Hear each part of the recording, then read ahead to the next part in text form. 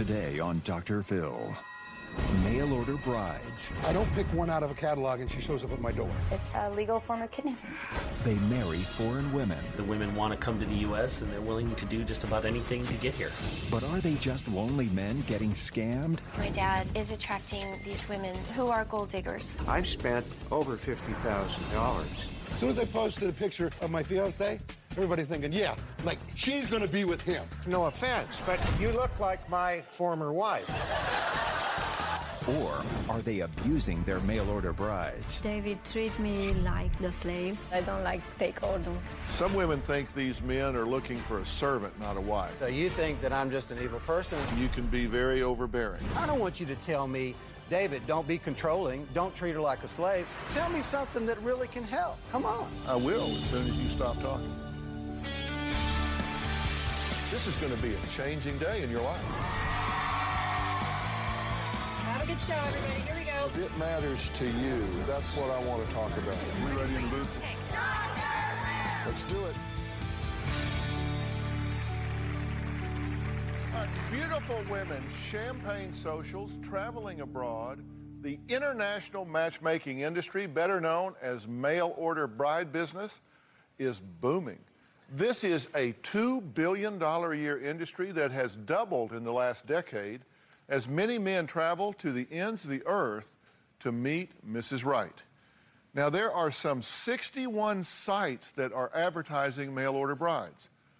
But is this money buying love, and can you do that? Well, David says yes. He was tired of the materialistic, spoiled, and unfaithful women that he says are found right here in the United States. So he turned his search overseas where he met his wife, Meg. I'm a two-time loser because both wives left me. But guess what? They were American.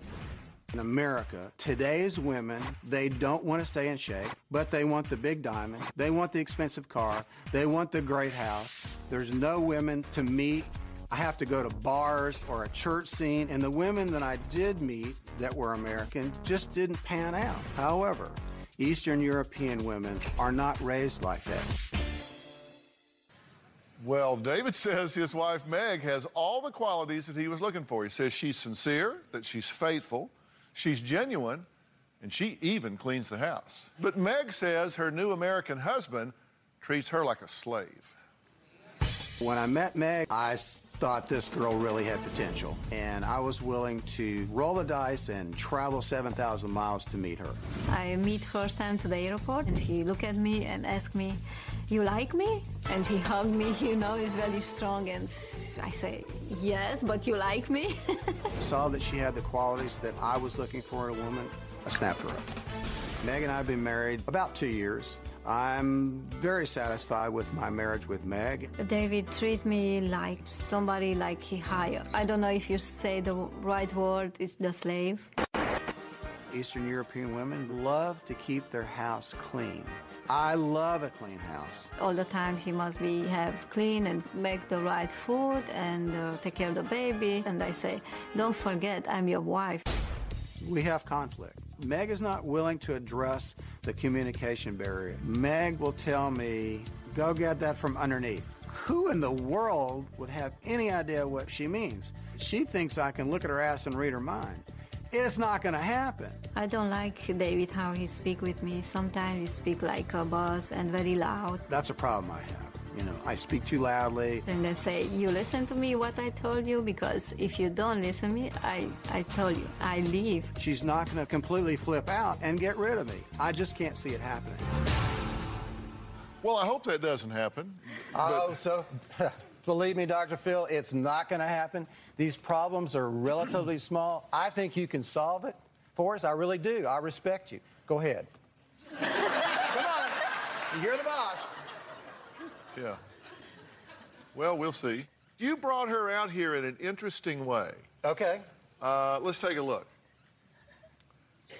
There's no sound to this, but you brought her out here, carried her like across the threshold here. That's right. Some people might say it's sort of like property, but you said, where should I put her? That's right. Yeah. So y'all have been together how long? About 2 years. Almost 2 2 years? years. Almost 2 years. Now, you met at the airport.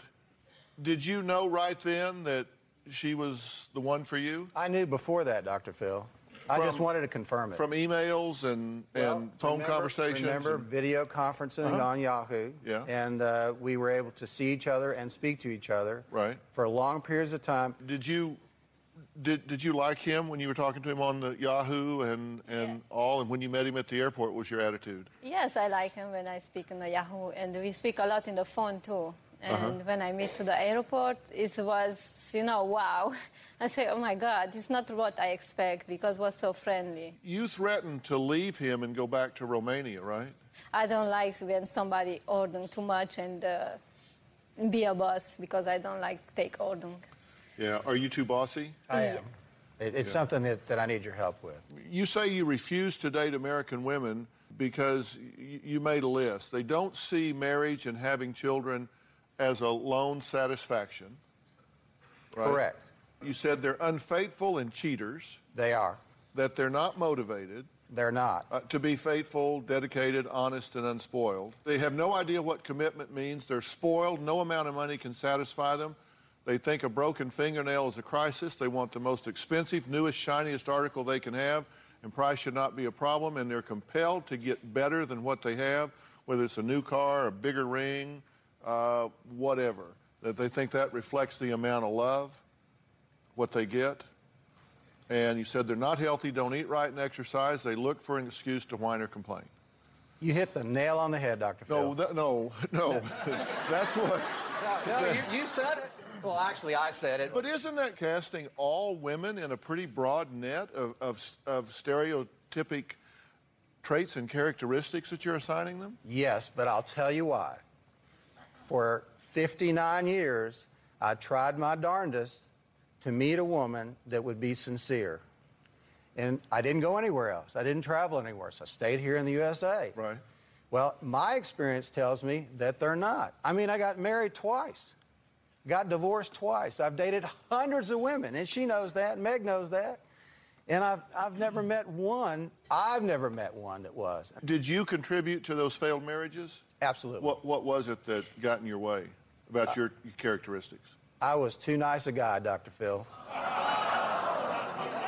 Yeah. Well, that's kind of it's the old fishing story. You throw the bait out there and you got to reel them back in, and you got to keep the marriage alive. And if you're a really nice guy and you're a really devoted husband and you don't drink, you don't smoke, you don't cheat, the woman says, hey, man, I got a puppy dog here. I can do anything I want. You don't strike me as the puppy dog type. You strike me as being very outgoing, very outspoken, and I wonder if you were a bit overbearing in those marriages. Of course I was. I just am curious if you're doing the same thing with her, because she says you're bossy, to the point that she's threatened to leave you and go back to Romania. Yes, that's true. So are you doing the same thing in number 3 that you did in numbers 1 and 2? I am, but I'm trying to learn from my failed marriages, from those experiences. I'm trying to be less controlling. I'm trying to be less domineering. And I think it's working. I mean, the biggest problem is this language communication. To enable me to communicate to Meg without being domineering. Mm-hmm. So you tell me, how does a guy do that? Well, here's what she said. She says that she threatened to return to Romania because you were telling her to wash the dishes, refill her own prescription, and she said you got on your knees and begged her to stay. That's true. She said that she blows up at you sometimes and that she slapped and punched you in the arm when you told her to answer the phone at work on the first ring. You make her stay home to clean, cook, and take care of the baby. That makes her angry. She says she needs help, and you won't give it to her. Well, right now, I really cannot afford to give it to her, but I've promised to give it to her in the future. You say that he treats you like a slave. Sometimes. Maybe, I don't know, maybe I feel like this, but I can tell you it's like this, I feel. Yeah. Sometimes. And by slave, I think... Slave is, many things. Cooking, cleaning, and I have a baby, and he's 3 months old. And, of course, I need me to a little, rest and go out a little alone. But, no, I cannot do nothing. I understand. am controlling, Dr. Phil, no doubt. When somebody comes to a strange land with a strange language, strange cultures, it just seems like you would just really want to bend over backwards to be sure that you were empathetic and sensitive. And when she says, well, I feel like a slave, like he's my boss, I wonder if that's something that you need to think about. We got to take a break. Some women think these men are looking for a servant, not a wife. We'll talk about that when we come back.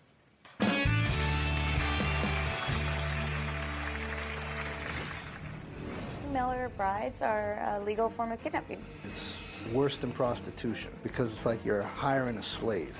These men are misogynist. They are meeting women thinking that they could just buy them, that women are commodities. They're looking for a submissive woman, guaranteed. And later, I live in Southern California, and the women here, and I'm sorry, it's the truth, they're phony. Phony boobs, phony nails, they got Botox.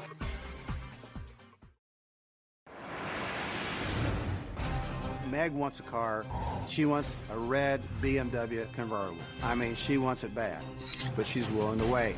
She's not going to dump me to go with the next guy that comes along that's got a bigger wallet. American women aren't willing to pay their dues like that. They want it now. What were you telling her at the break? We are getting better, and we are working on it.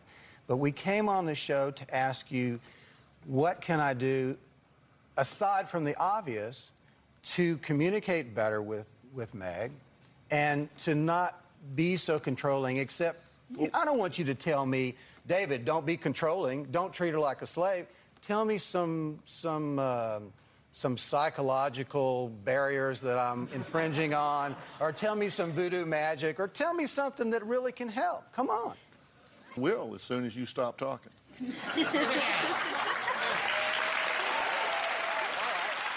See, I'm digging that hole, aren't I? Yeah. How about you let me worry about what I'm going to say, and you worry about what you're going to say. All right. But I found it interesting that you felt the need at the break to tell her we're doing better and what we came here for. Why did you feel the need to tell her what you expected here? I've had over 12,000 guests on this show, and I bet you I haven't had 10 or 20 who felt the need to tell their wife how things were going and what they wanted them to say during the break.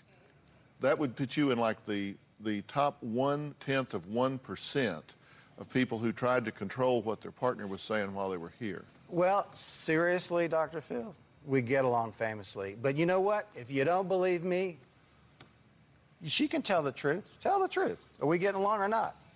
No, she has told the truth. She said that you have continued to be very nice, that you were very nice, outgoing, friendly when she met you at the airport, that you have continued to be that way most of the time. Oh. She also has said that you sometimes treat her like a slave and that she's threatened to leave you when you get too bossy and controlling. Rachel says that men that go overseas for a wife, she worries that they're just looking to get a subservient woman. Rachel, what do you have to say about that? I think that you are controlling, bossy, and misogynist. I think that there's a myriad of problems going on. Okay. Melvin, what do you have to say about this? Okay. One of the biggest reasons she's with you is she probably wanted to come over to this country. She did. You brought her over here, and you're not even treating her right, by her words. So you think that I'm just an evil person, and so does your comparator. I didn't say that. You want me to say some of that fancy psychological stuff or give you some voodoo magic? Here it is. All right. You can be very loud, and you can be very overbearing. Okay. True? True. If you really sincerely want some input, my input for you is this. Okay. I think that you are very stereotypical. You have written off a large group of women as being flawed in terms of being materialistic and pampered and whiny. These are your words, not mine. Yes, sir. And as a result, I think that suggests to me that you might have a bit of a misogynistic attitude towards women, and that can get you in trouble with a woman. I've been married 34 years, and I can tell you women are very sensitive to the way they're treated and interacted with. I also know that you're very outgoing, and that you've had 2 marriages that have not worked. You describe yourself as a 2-time loser. That's your words, not mine. It's true. And what I'm telling you is I think you need to be hypersensitive about being empathic in her behalf. In a situation like this, it's endemic upon you to bend over backwards to put yourself in her shoes and say, how can I make this ride more comfortable for her? This is the mother of your child. This is a woman that you love and loves you. So you should wake up every day and say, what can I do today to make her life better here, so she finds out that she's won the lottery over here, that this isn't your third failure, that instead you just bend over backwards to help her. Is this concurrent with the Golden Rule, or am I missing it? I think you can certainly say it's in parallel to the Golden Rule. I think there are some unique challenges here because there is a language barrier here, and we say it like she has a language barrier. We have a language barrier. She's fine with her language. It's just that we need to be sensitive to that. It'd be very frustrating not to be able to find the words to say everything you want to say. And because there's an imbalance of power, you need to be hypersensitive, hyper-vigilant, that you don't even unintentionally exploit that. I'm going to work my darndest to not be the person that they think I am. Well, that's sincere from my heart. Yeah, no, I believe you, and I hope you're hearing what I'm saying. I do. In this situation, right, you should be hyper-vigilant to be sensitive to her feelings. Thank you, Dr. Phil. All right, we'll think about that. All right, we're going to keep talking about this. I'm going to let David chime in because he's got some experience here for some guys that don't have this experience yet. My next guests are both single men who have spent thousands of dollars looking for a mail-order bride. We're going to find out why their family and friends say they have gotten taken for a ride. We'll be right back.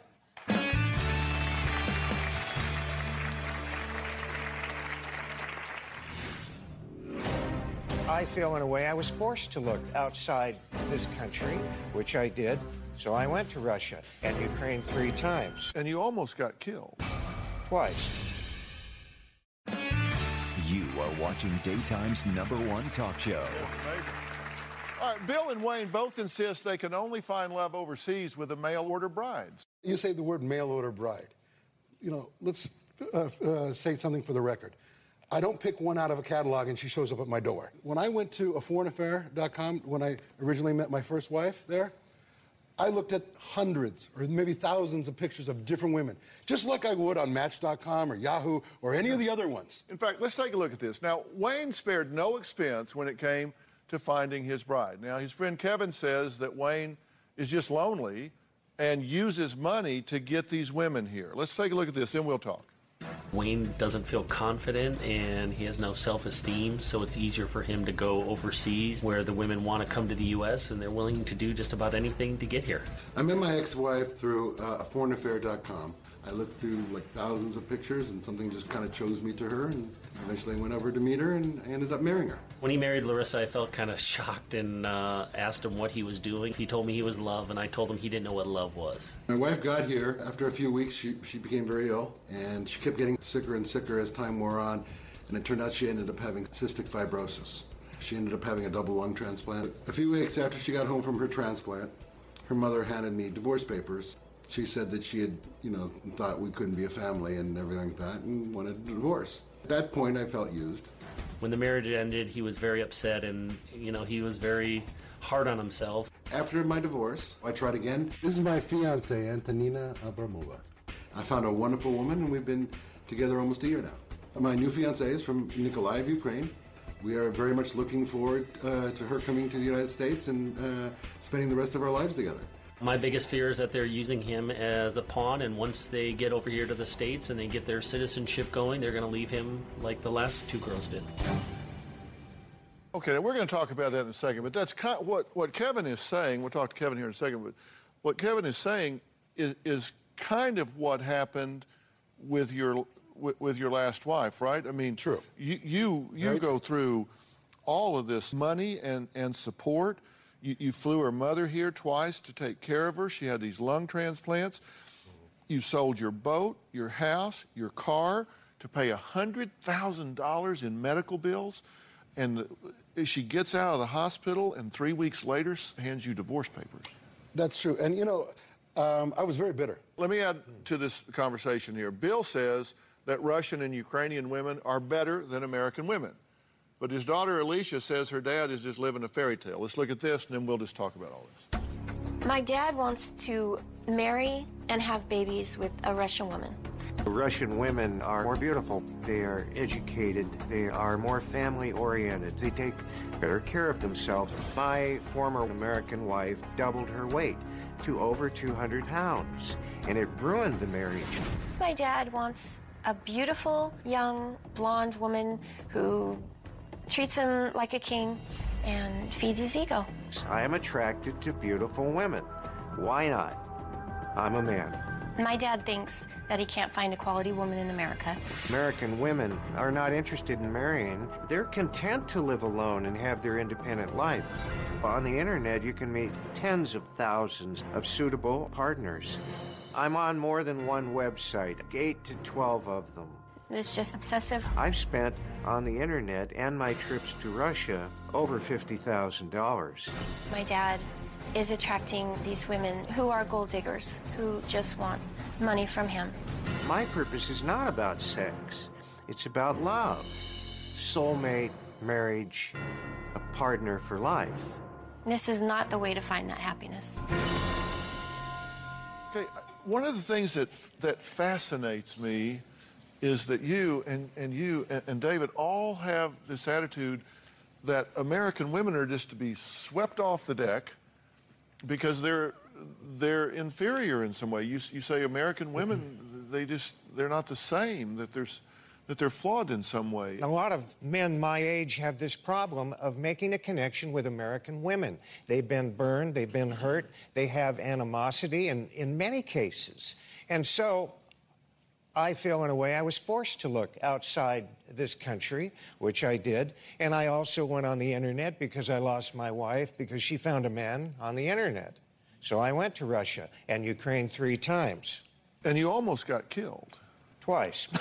Twice. All right, we're going to hear about all of that next. When Bill went overseas 3 different times in hope of finding his bride, instead, he found himself tied up and held at gunpoint. We'll be right back.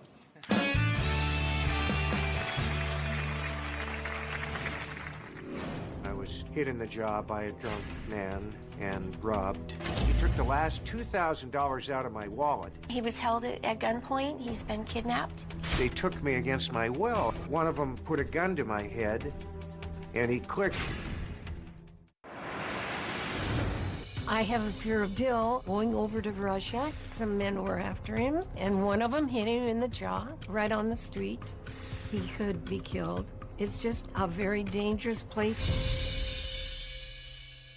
So that was Bill's mom talking about her concerns about Bill going abroad. She obviously is worried about her son.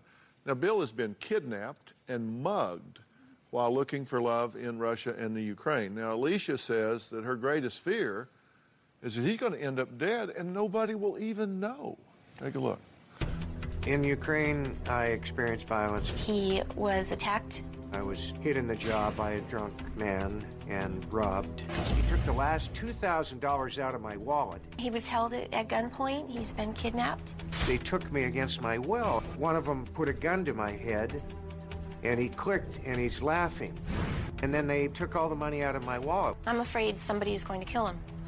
When my dad comes back from one of these trips to Russia, he feels taken advantage of, but he gets right back on that computer and he keeps trying.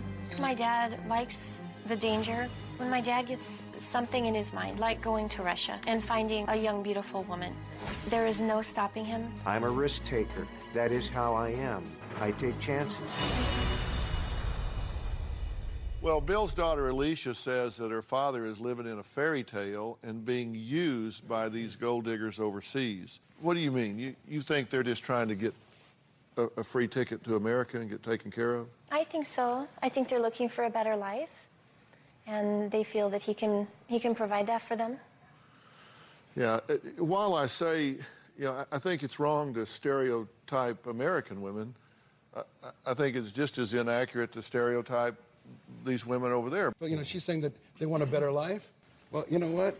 I live in Southern California, And the women here, and I'm sorry, it's the truth, they're phony.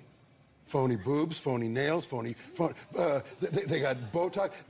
They got to show everything they want, right? They want a better life, too. I have a philosophy about dating in California. When a guy goes out with a girl thinks all the guy wants is the and the guy thinks all the girl wants is my money. People do things for a reason. And look, I think I have a very realistic self-image, okay? I'm 60. I'm bald. I'm a grandfather. And if there is some Eastern European girl that is 20-something and looks like this picture we just saw, I guess it was your girlfriend. Fiance. Your yes. fiance. Yes. That we were looking up here, that's just dying to be with me. I'm fat. I've seen myself naked. I don't like what I see. Okay, so I guarantee you, a woman, in the United States is going to look and say, they're not going to say, oh gosh, wow, you look so handsome. But you know what? They would say it in your case because you know what? Dr. Phil, he's a celebrity. He's got money, and they would go that route. And don't exactly my point. But wait a minute. This woman and I have been corresponding since April of last year. She's never asked me for anything. Zero. I'm not talking about you. I'm talking about me. And I have a beautiful wife. No, but I mean... Thank you. But I'm serious. I'm serious. I thought you forgot. What?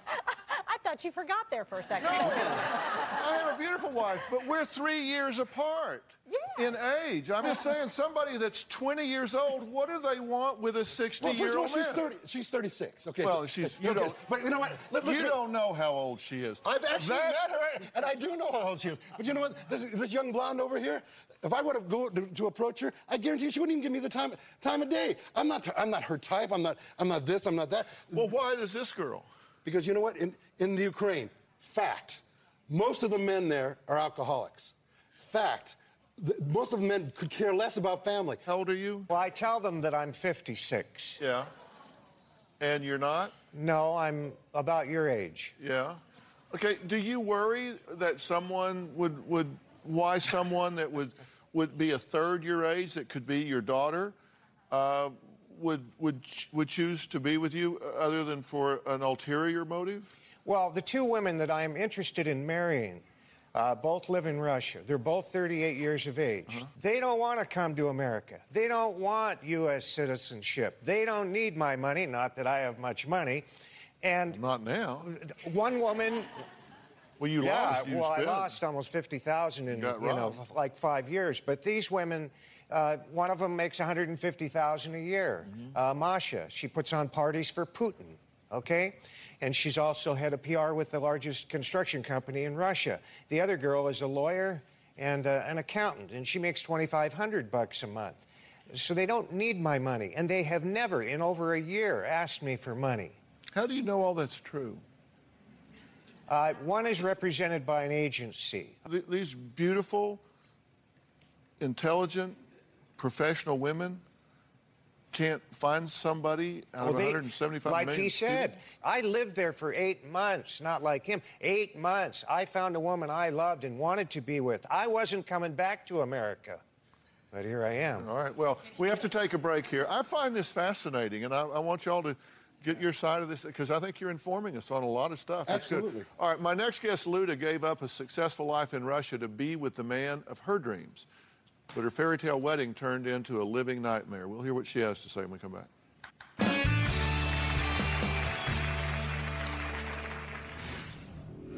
You can't tell me there's chemistry between you.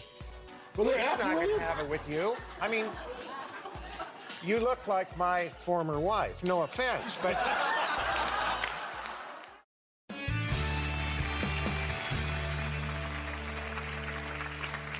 Well, Luda came here from Russia for love, but says that her husband took total advantage of her. Take a look. I met my ex-husband online. When I first met him, he was very kind, handsome, unbelievable, wonderful. After we got married, he changed his attitude. When he became angry, he called me names. He told me, get out of my house. In spite of we bought this house together, he said that I can do whatever I want for you. I am powerful, I am American, and who do you think you are? One night, he turned off heater in the house, and it was about 20 degrees. When I asked him why I'm doing this, he asked that I pay for heater. So I gave him money, and then he turned on heater. I felt very helpless. He said, I cannot tolerate women more than 2 years. I am his 4th wife. Right now he lives with my best girlfriend. He left me for her. It was humiliation. I made a mistake when I got married to him.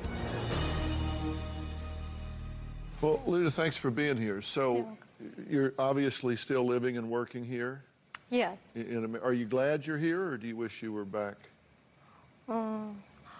My son here with me, he's 19 years old. When we came here, he was 14 years old. He's in a college now. And so I cannot play his life. I have to stay here. I have to support him. So I'm trying to survive here by myself. Are these guys headed in the right direction? Are their motives right? Will this work out for them? It's a very bad idea to get married to a Russian woman before you live with her, before you know. And you have to know a reason why.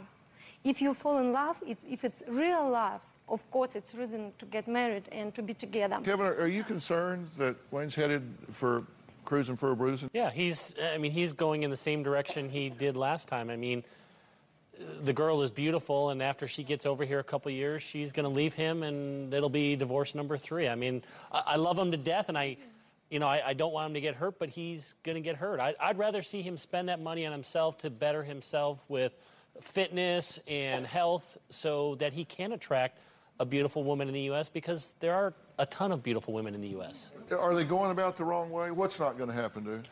I don't think that any money in the world is going to allow either of these two gentlemen to marry a woman half their age or even maybe close to their same age. And one of the reasons, I think, is this cultural difference that nobody's really touched on yet. There's a huge cultural difference between American women.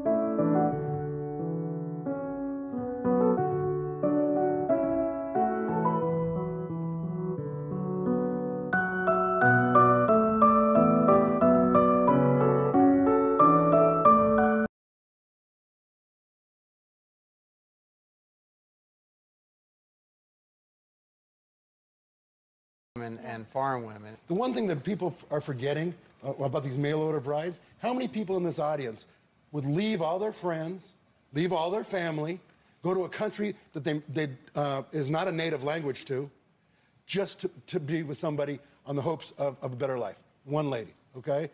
You know, very few people would. People are people. I don't care where they are on this planet, Dr. Phil.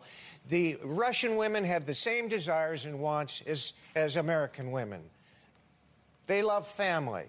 You know, they might be closer in Russia to family, because my experience was with the 3 women in the 3 trips I made over there, every day they talk to their children and their parents. They're constantly in touch. We don't have that in America, certainly not in my family. That's part of the cultural difference, don't you're you agree? wrong. they can bring that culture here and help us learn to be more loving and closer to our children. We have it here. And we're the melting pot. I mean, you know what? There's Russian communities here. There's Asian communities here. There's Hispanic communities here. I mean, I don't have to go to Russia to find a Russian woman. There's Russian communities right here in Los Angeles I can go to if that's what I really wanted. Why don't you? Well, because you know what, Dr. Phil, I'll give you the great example. When everybody, as soon as I posted a picture of my fiance, everybody thinking, yeah, she's going to be with him. That's the mentality of the United States. Oh, she's way too beautiful for him. You know, that he's out of the quote, out of her league. Well, you can't tell me there's chemistry between you. Well, he's not going to have it with you. I mean, you look like my former wife. No offense, but if you're looking at a guy, I'm fat and ugly and bald. If your former wife looks anything like me, buddy, you need to go to another country. Because I'm definitely 100% male. 100%. So if your wife looks like me, you're in the wrong place, buddy. My former wife, though, we're in the right city. Hollywood is good for that kind of stuff. But I'm not your type, bud. Former wife, when my former wife left me, we were together 31 years. As soon as she left me, she lost the weight. And she got all kinds of men. She lost her hair, too, like me? My complaint was, why didn't she lose it when she was with me? Because the chemistry disappeared in the first year. All right, we got to take a break. When we come back, we're going to talk to John and Tanya. They say you can find love overseas because they met 14 years ago at a social hosted by John's company, A Foreign Affair. They're still together today. We'll be right back.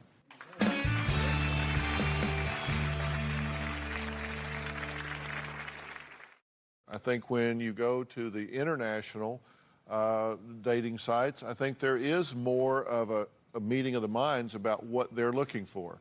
Now, the co-founder of the Phoenix-based Foreign Affair, John Adams, and his wife Tanya met at one of his company socials. Now, he says the stigma associated with international dating is just really born out of ignorance. And I'm going to turn myself in on this because I'm not versed in this.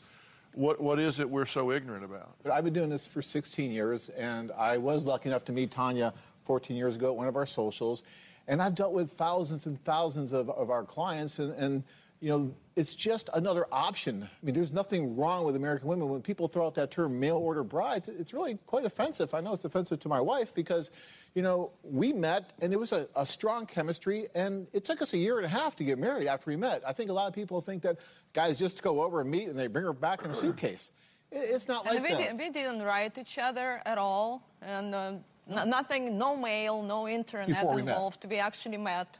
And then we started to correspond. Yeah, well, that's why I wanted y'all here, so you can tell the other side of this story. But now, Wayne was one of your clients, right? Absolutely. Wayne was one of our clients. So this woman that came over here and ran up $100,000 in medical bills and then left him 30 days later, he was one of your clients. Extremely unfortunate, but you know, Dr. Phil, that happens. I mean, there's good Americans, there's good Chinese, there's good in every single country, and there's bad in every single country. Wayne, there was so much pressure with you with that relationship, with everything that she was going through. I mean, it was amazing that it went the way it did, actually. I didn't want to let her die. He actually, I have to hand it to him, he stuck with her, and he helped her get through all that so she could have those operations, do everything, and I have a lot of respect for him for doing that. But Dr. Phil, for every client up here is talking about the problems and the terrible, problems that you have. I'm very sorry. There are hundreds and hundreds of clients that are having wonderful lives and are living really well. I just don't want people to hold couples that meet internationally to a higher standard than the domestic couples. We're going halfway around the world to find that right person that we can build a happy family with. And they do have chance because there are so many really sincere, wonderful, wonderful women in Russia, Ukraine, China, everywhere who really want to find somebody to build family with. These guys just need to be smarter. I had called A Foreign Affair to send flowers because the girl that I've been corresponding with was in the hospital. By some freak of nature, John answers the phone. And he says, oh, by the way, we're going to her country in 3 weeks. And I says, well, I'm going to Hawaii. He says, who are you going with? I says, nobody. He says, well, how much are you going to spend? And I says, about $9,000 for 2 weeks. He says, have you ever been to Europe? And I said, no. He says, so let me make sure I understand something. You would rather go to Hawaii by yourself and spend 3 times more money than having a chance at meeting the possible woman that you want to spend the rest of your life with. At that point, I said, I don't have a passport, but I'm getting one tomorrow. Book me on your tour. I actually went on that tour, and John was adamant. Go talk to as many women as you want. There were a lot of women I actually connected with, but I chose not to pursue at that point. You did mistake because you tried to save somebody else's life. And whether it was right or wrong, I made some choices. But you know what? The bottom line is, I saved a woman's life. If she breathes today because I didn't send her back to her country, because she would be dead right now. That's a fact. It's a medical fact. And, you know, maybe the next time I'll find somebody that absolutely loves me like Antonina does. All right, we got to take a break. We'll be right back.